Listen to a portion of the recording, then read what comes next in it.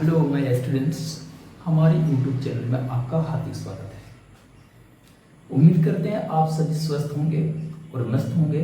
गणित में 2D और 3D आकृति की समझ नाम का चैप्टर के बाद बहुभुज या पॉलीगन्स नाम का चैप्टर का अध्ययन शुरू किए हैं। ठीक है, इस चैप्टर के अंतर्गत हम लोग किन किन बातों का अध्ययन करेंगे, इनकी एक संक्षिप्त जानकारी या लिस्ट यहाँ पर आप लोगों से साझा की जा रही है। यानी इस चैप्टर में या इस वीडियो में आप लोग देखेंगे बहुभुज क्या है, यानी बहुभुज का सामान्य परिचय प्राप्त करेंगे। ठीक है, दूसरी जो चीज है जिसे क्लियर करेंगे तो बहुभुज की भुजाएं किसे कहते हैं, यानी साइड्स क्या होती है, बहुभुज के शीर्ष या वर्टिसेस क्या होते हैं और बहुभुज के कोण या एंगल्स क्या होते हैं। साथ ही साथ में बहुभुजों का वर्ग प्राप्त करेंगे अंतकोण और बहिष्कोण के रूप में, interior angle and exterior angle के रूप में। ठीक है, तीसरे टॉपिक्स में हम क्लियर करेंगे बहुभुज के अंतकोणों की माप क्या होती है या कुल योग क्या होता है और बहुभुज के बहिष्कोणों की कुल माप क्या होती है। ठीक है, चौथा टॉपिक होगा हम लोग का बहुभुज के विकर्ण या डायगोनल्स पर आधारित। ठीक है, उसमें विकर्णों की संख्या वाले सूत्र भी प्राप्त करेंगे कि एक बहुभुज में अधिक से अधिक विकर्णों की संख्या क्या हो सकती है। उसके बाद बहुभुजों के प्रकार, बहुभुजों का वर्गीकरण करना सीखेंगे। बहुभुज कितने प्रकार के होते हैं, तो बहुभुजों का वर्गीकरण में हम लोग भुजाओं की संख्या के आधार पर बहुभुजों का वर्गीकरण सीखेंगे। साथ ही साथ में जानकारी हासिल करेंगे विकर्णों की स्थिति के आधार पर बहुभुज कितने प्रकार के होते हैं।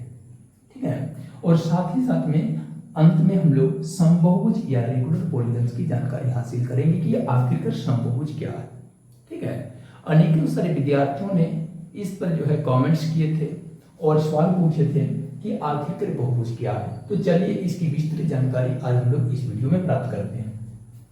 तो जैसे कि हम लोग शब्द, हिंदी शब्द बहुभुज या अंग्रेजी के शब्द पॉलीगन्स पर विचार करें, तो हिंदी शब्द में बहुभुज का जो निर्माण हुआ है दो शब्दों के मिल से हुआ है, एक बहु और दूसरा भुज के नाम से।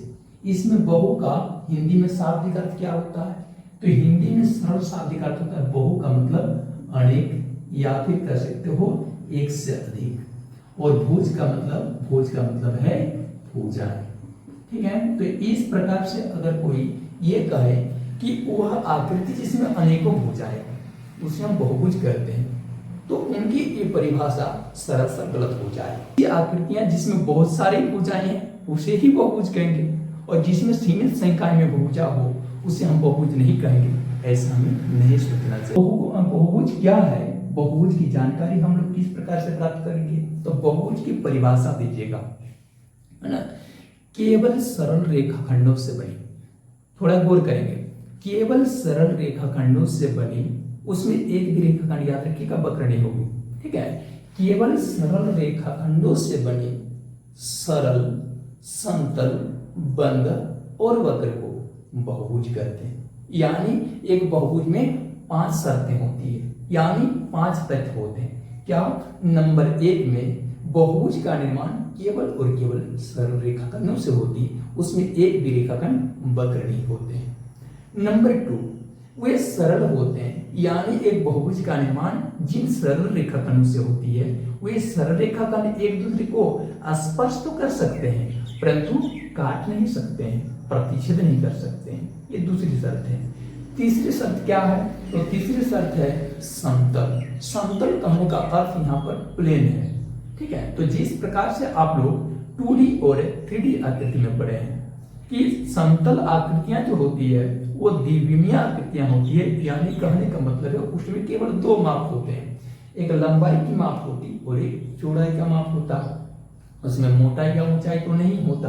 ठीक है, तो याद रखिएगा ये बहुभुज जो होता है वो एक द्विविमीय आकृति होती है, या 2D फिगर होता है, 2 डायमेंशनल फिगर होता है, या फिर समतल आकृति होती है। वह 3D आकृति या त्रिविमीय आकृति नहीं होती है। ये उसकी तीसरी शर्त है। चौथी शर्त क्या है, चौथी शर्त है बंद। बंद कहने का अर्थ है बहुभुज जो होता है वो चारों ओर से घिरा हुआ होता है, यानी कहने का मतलब है बहुभुज एक बंद क्षेत्र होता है, उसके अंदर जाने का कोई रास्ता या मार्ग नहीं होता, खुला क्षेत्र नहीं होता। और 5वां शर्त है वक्र की। तो वक्र कहने का अर्थ क्या है, एक बहुभुज को खींचते समय हम अपनी कलम या फिर पेंसिल या इसी प्रकार के कोई अन्य माध्यम अगर ले लेंगे तो उसकी प्रारंभिक बिंदु और उसकी अंतिम बिंदु, प्रारंभिक बिंदु कहने का मतलब है उस बहुभुज को बनाते समय आप जहां से प्रारंभ कर रहे हो उसकी प्रारंभिक स्थिति और उसकी अंतिम स्थिति जो होगी वो एक ही बिंदु पर होगी, यानी जहां से आप प्रारंभ करेंगे अंत में आप वहीं रुकेंगे। ठीक है, तो इस प्रकार से बहुभुज की 5 शर्तें हो गई। कौन कौन सी? पहला शर्त, बहुभुज केवल और केवल सरल रेखाखंडों से बनी होती है। दूसरी शर्त है क्या वे रेखाखंड सरल होती है, एक दूसरे को प्रतिच्छेद नहीं करती। तीसरा क्या, वो समतल या 2D फिगर होता है, द्विविमीय आकृति होता है। चौथा नंबर में क्या, चौथा नंबर पे पढ़े कि वे बंद होते हैं, और पांचवा हो गया वे वक्र होते हैं। अब ध्यान रखिएगा इन पांचों में से पांचों शर्तों का अनुपालन किए जाने की स्थिति में ही कोई आकृति बहुभुज कहलाएगी। इन पांचों शर्तों में अगर एक भी शर्त का अनुपालन अगर नहीं हो सका, एक भी शर्त की कमी पाई गई तो संबंधित आकृति बहुभुज नहीं कहलाएगी। ठीक है, जैसे हम लोग उदाहरण में बात करेंगे, जैसे हमने एक भुजाएं ले ली, एक सरल रेखाखंड लिए, दूसरे सरल रेखाखंड लिए और तीसरे सरल रेखाखंड लिए, तो यह आकृति क्या है? बहुभुज है। उस प्रकार से देखोगे यहाँ पर पहली रेखाखंड लिए, दूसरी रेखाखंड लिए, तीसरी रेखाखंड लिए और यहाँ पर चौथी रेखाखंड कर दी, तो ये भी बहुभुज है। यहाँ पर पहली रेखाखंड लिए, दूसरी रेखाखंड लिए, तीसरी रेखाखंड लिए, चौथी रेखाखंड लिए और यहाँ पर पांचवी रेखाखंड लिए, ये भी एक बहुभुज है। ठीक है, तो ये सब आकृतियां बहुभुज क्यों है? तो बहुभुज इस खातिर है, यदि हम लोग इसका नामकरण कर देंगे, ए बी सी, इस आकृति का नामकरण करते हैं ए बी सी डी, इसका नामकरण कर देते हैं ए बी सी डी और ई। तो इसमें आप क्या देख रहे हैं, जितनी भी आकृतियां आप लोगों को यहाँ पर दिख रही है, उन सभी आकृतियों में देखिए बहुभुज की पांचों शर्तें हैं। पांचों शर्त कौन कौन सी है? जितनी भी रेखाखंड बनी है सब के सब रेखाखंड क्या है? सीधी है। सब के सब रेखाखंड क्या है? सीधी या सरल है, इसमें एक भी रेखाखंड वक्र नहीं है। ठीक है, आप इसको बना देंगे सीधी रेखाखंड के रूप में प्राप्त कर लेंगे। ठीक है, आप ध्यान दोगे एक भी रेखाखंड वक्र है, जितने भी रेखाखंड पड़े हुए देख लीजिए सबके सब सरल है। और दूसरा नंबर, ये रेखाखंड एक दूसरे को प्रतिच्छेद नहीं कर रही है, यानी कहने का मतलब है इस तरह का नहीं है कि रेखाखंड एक दूसरे को क्रॉस कर रही है।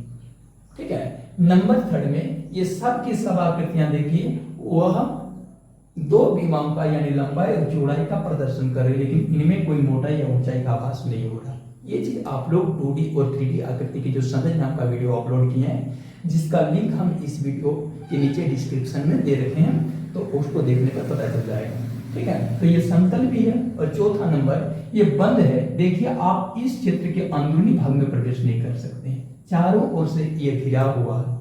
ठीक है, घेराबंदी के द्वारा इसमें भी आप अंदर नहीं जा सकते, इस कारण ये बंद है। और वक्र इस खातिर क्योंकि इसमें देखिए जहां से भी आप शुरू करेंगे आपकी कलम वहीं पर रुक जाती है। बी से शुरू करोगे तो फिर बी में रुकेगी, ए से शुरू कीजिएगा तो भी अंत में ए पर रुकोगे, सी से शुरू कीजिएगा तो भी अंत में सी पर रुकोगे, और डी से शुरू कीजिएगा तो भी अंत में आपको पूरी आकृति के बाद डी में ही रुकना पड़ेगा। समझ गए? तो इस कारण बहुभुज में 5 शर्तें होती है, 5 शर्त गिना दी आप लोगों को। अब हम लोग ये देखेंगे कि क्या यह आकृति एक बहुभुज है? नहीं है। क्यों नहीं है? क्योंकि 5 शर्तों में एक शर्त का यहाँ पर उल्लंघन हुआ है कि वे रेखाखंड एक दूसरे को क्रॉस कर रही है। देखिए यहाँ पर ये जो सरल रेखाखंड है वो दूसरे को प्रतिच्छेद कर दी इस जगह पर। ठीक है, दूसरा नंबर के शर्त का भी उल्लंघन हुआ है। क्या ना, उसकी देखिए आकृति के निर्माण में उसकी प्रारंभिक बिंदु और अंतिम बिंदु एक स्थान पर नहीं है, इस कारण ये बहुभुज नहीं है। अब आप कहेंगे ये बहुभुज नहीं है, तो क्या ये एक बहुभुज है? ये भी बहुभुज नहीं है। क्यों नहीं है? बंद तो है, वक्र तो है, समतल तो है और सरल भी है, लेकिन इनका निर्माण सरल रेखाखंडों से नहीं होने की वजह से ये बहुभुज नहीं है। अब रही बात, तो क्या हम इसे एक बहुभुज कहेंगे? बहुभुज कहेंगे? नहीं कर सकते हैं। क्यों नहीं कर सकते हैं? क्योंकि रेखाखंड एक दूसरे को काट रही है। अब कोई कर देंगे तो इसको क्या एक बहुभुज कहा जा सकता है? जैसे कोई एक घन या घना बना लेंगे, बेलन या शंकु या शंकु का चिन्ह बना लेंगे, गोला गोला बना लेंगे, क्या ये एक बहुभुज है? बिल्कुल इसे भी बहुभुज कहने की गलती नहीं कीजिएगा। बहुभुज समझने की जल्दी आप गलती कर देते हैं तो स्थिति यानी गलत हो जाएगी। कहने का मतलब ये भी एक बहुभुज नहीं है। क्यों नहीं है? क्योंकि इसमें देखिए 3 बीमाएं हैं, लंबाई की बीमा है और एक चौड़ाई की बीमा है और एक ऊंचाई के रूप में बीमा है। तो जब इसमें 3 बीमा आ जाए तो फिर ये तो 3D आकृति बन गई, और याद रखिएगा बहुभुज एक 2D आकृति होती है, इसलिए इसको बहुभुज नहीं करना है। ठीक है, अब आप कहेंगे तो क्या ये एक बहुभुज है? देखिए इस आकृति को देखिए, क्या यह एक बहुभुज है? नहीं। क्यों नहीं? क्योंकि इसमें 5 शर्तों में से देखिए कौन कौन से शर्त का उल्लंघन हुआ कि यह क्षेत्र वक्र नहीं है, बंद नहीं है, बंद नहीं है। साथ ही साथ में देखिए वक्र भी नहीं है, क्योंकि इसको बनाते समय आपकी कलम कहीं और जगह से शुरू होती है और अंत कहीं और होता है। ठीक है, तो इसमें 2 शर्तों का अनुपालन नहीं होने की वजह से ये बहुभुज नहीं है। ठीक है, अब हम लोग बहुभुज से आगे निकलते हैं, बहुभुज की भुजाओं पर आते हैं। बहुभुज की भुजा किसे कहते हैं? याद रखिएगा साइड्स ऑफ पॉलीगन्स। तो देखते हैं बहुभुज की भुजा। तो याद रखिएगा एक बहुभुज का निर्माण जिन सरल रेखाखंडों या सीधी रेखाखंडों से होती है उन्हें हम बहुभुज की भुजा कहते हैं या फिर साइड्स कहते हैं। जैसे देखिए इस आकृति में बना बहुभुज ABC, इसका निर्माण ऑलरेडी 3 भुजाओं से हुई है या 3 सरल रेखाखंडों से हुई है। एक सरल रेखाखंड AB या BA के रूप में है, दूसरी सरल रेखाखंड BC या CD के रूप में है, तीसरी सरल रेखाखंड CA या AC के रूप में है। इस कारण क्या है, इसकी भुजाओं में AB या BA, BC या CB, AC या CA का नाम शामिल है, यानी इसमें 3 भुजाएं हैं। उस प्रकार से इसमें देखिए भुजा AD या D, भुजा DC या CD, भुजा CB या BC और भुजा BA या AB ये बनी हुई है। ठीक है, तो इस प्रकार से इसमें भी देख सकते हो भुजाओं किसने का देख सकते हो।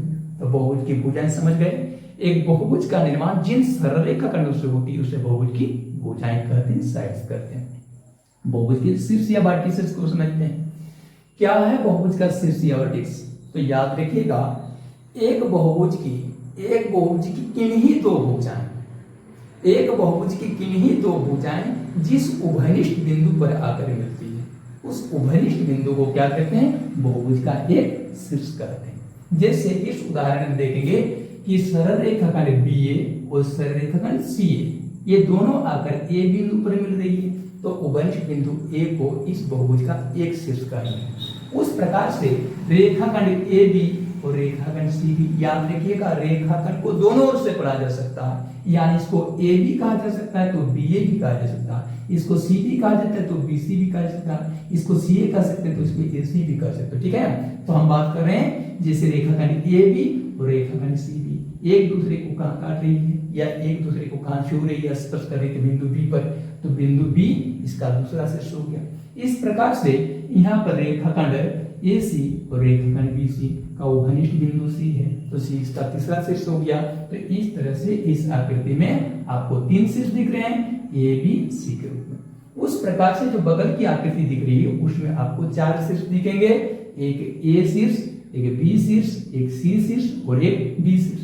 नीचे की आकृति में 5 शीर्ष प्राप्त कर लेंगे। समझ गए होंगे है ना शीर्षों के बारे में।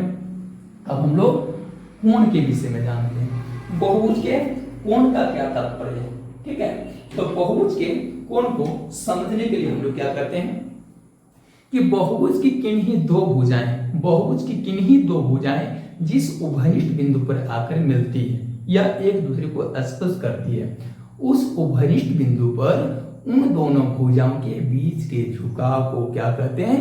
कोण कहते हैं। ठीक है, जैसे उदाहरण में यहाँ पर हमने लिया था भुजा AB और भुजा CB को, तो भुजा AB और भुजा CB दोनों एक दूसरे को आकर कहाँ काट रहे हैं? बिंदु B पर काट रहे हैं, यानी उभयनिष्ठ बिंदु यहाँ B है तो उभयनिष्ठ बिंदु B पर है ना इन दोनों भुजाओं के बीच के झुकाव को कहा जाएगा इस बहुभुज का एक कोण या फिर अंतकोण, क्योंकि ये अभ्यंतर क्षेत्र में स्थित है। अभी बता रहे हैं फिर से है ना। उस प्रकार से देखिएगा भुजा BC और भुजा AC ये दोनों का उभयनिष्ठ बिंदु क्या है? C। कॉमन कर सकते हो शीर्ष क्या है? C। तो कॉमन शीर्ष सी पर इन दोनों रेखाखंडों के बीच के झुकाव को क्या कहोगे?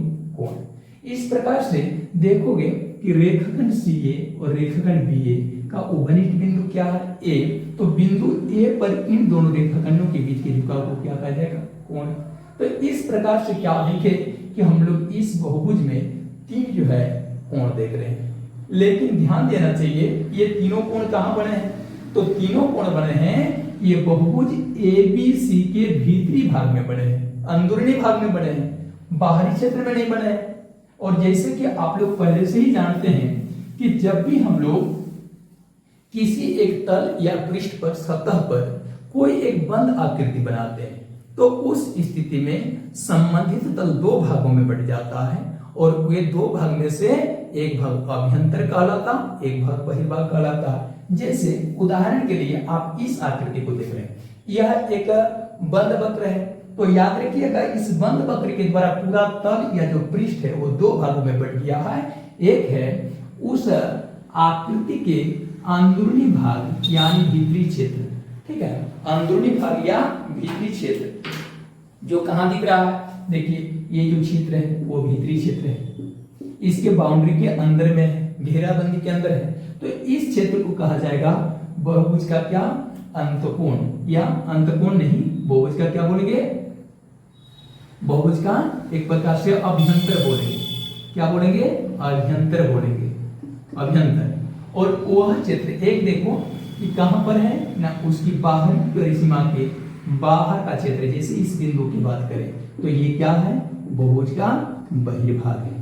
तो चूंकि यहाँ पर दिखाया गया आकृति में सारे के सारे कोण उसके भीतरी अथवा अंदरूनी भाग में बने हैं, अभ्यंतर बने हैं, इसके चलते इसको हम लोग अंतकोण कहेंगे। किस नाम से जानेंगे इसको? अंतकोण के नाम से जानेंगे, ठीक है। कोण क्या है और किसको अंतकोण किसको बहिष्कोण कहते हैं, इसके बारे में, कोण के बारे में अलग से और एक वीडियो अपलोड किया जाएगा, ठीक है, उसमें आप लोग इसकी डिटेल जानकारी प्राप्त कर लेंगे। तो यहाँ पर देखोगे तो फिर ये एक बहुभुज है, तो इसमें कितने कोण बने हैं? तो इसमें भी आप लोग उसी प्रकार से जब विचार कीजिएगा तो इसमें आपको चार कोण दिखेंगे। तो चार कोण कहां दिखेंगे? एक कोण होगा इस जगह पर यानी शीर्ष बिंदु ए पर बनेगा, जो कि इस बहुभुज की भुजा BA और भुजा BA के द्वारा निर्मित होगा। एक दूसरा कोण कहां बनेगा? दूसरा कोण बनेगा यहाँ शीर्ष बिंदु B पर, और शीर्ष बिंदु B पर बड़ा कोण का निर्माण कैसे होगा? तो भुजा AB और भुजा CB के द्वारा B कोण निर्मित होगा। अब रही बात तीसरा कोण कहां बनेगा? तो तीसरा अंतकोण का निर्माण जो होगा वह शीर्ष बिंदु C पर होगा, और शीर्ष बिंदु C पर बड़ा कोण किस प्रकार से होगा? किन जो है भुजा से बनेगा, तो वो भुजा BC और भुजा DC के द्वारा यहाँ पर बिंदु शीर्ष C पर जो है यहाँ एक कोण अंतरित किया जाएगा। तो इस तरह से इसमें तीन अंतकोण हो गए। उस प्रकार से भुजा AD और भुजा CD ये दोनों जब बिंदु D पर मिलेंगे तो बिंदु D पर एक कोण निर्मित होगा, इसे हम कोण D के नाम से जानेंगे। इसमें चार अंतकोण देखें, उस प्रकार से देखोगे इसमें कितने अंतकोण देखोगे? तो इसमें गिनकर देखोगे 1 2 3 4 5 यानी कहने का मतलब ये हो गया, याद रखेंगे कि एक बहुभुज में भुजाओं की संख्या जितनी होती है शीर्षों की संख्या भी उतनी ही होती है, और उसमें बने अंतकोण हो या फिर उसके बहिष्कोण हो उनकी संख्या भी बिल्कुल उतने ही होती है। कहने का मतलब एक त्रिभुज में अगर तीन भुजाएं हैं तो तीन शीर्ष बिंदु भी हैं और तीन अंतकोण भी हैं, और इसमें तीन बहिष्कोण का भी निर्माण हो सकता है। अभी बहिष्कोण बताए नहीं बता रहे हैं। एक चतुर्भुज में यदि चार भुजाएं हैं तो याद रखिएगा चार भुजाएं के साथ साथ इसमें चार शीर्ष बिंदु भी हैं, जो यहाँ पर ऑलरेडी आप लोगों को दिख रहा है, ठीक है। और साथ ही साथ में इसमें चार अंतकोण भी हैं जो उसके आंतरिक भाग पर बने हुए हैं, ठीक है। और इसमें अगर बहिष्कोण बनाएंगे तो बहिष्कोण भी चार बनेंगे, ठीक है। पंचभुज में पांच भुजाएं तो याद रखिएगा पांच शीर्ष बिंदु तो पांच अंतकोण तो पांच बहिष्कोण। इस प्रकार से कर सकते हो हम लोग, क्या कर सकते हैं, बहुभुज के अंतकोणों को, बहिष्कोणों को, उनकी भुजाओं की संख्या को, उनके शीर्षों की संख्या को ज्ञात कर सकते हैं। अगर चारों में से कोई एक तथ्य हमें मिल जाए जैसे बहुभुज की भुजाएं मिल जाएगी तो उसी के बराबर में उनकी शीर्षों की संख्या निकल जाएगी, उसी के बराबर उसमें अंतकोणों की संख्या निकल जाएगी, उसी की संख्या के बराबर उसमें बहिष्कोणों की संख्या ज्ञात हो जाएगी। ठीक है, समझ गए? हाँ, तो